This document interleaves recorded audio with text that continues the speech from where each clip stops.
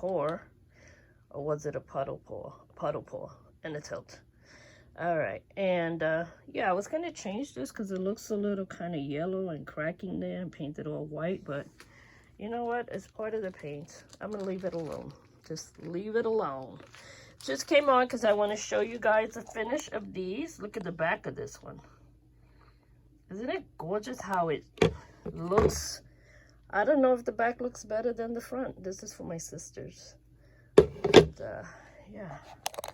The front is gorgeous too. Look at that. You see all that sparkling in there? Oh, I painted the edges all nice and gold. And they're nice and, you know, they're very nice and sturdy. Yep.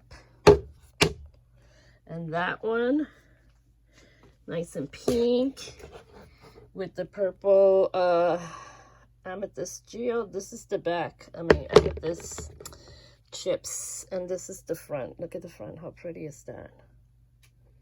I love the front, how it turned out. So nice and beautiful. Yeah. And the sides, I did gold also. I love these. I love the way they turned out for my sisters. This is one I really love a lot.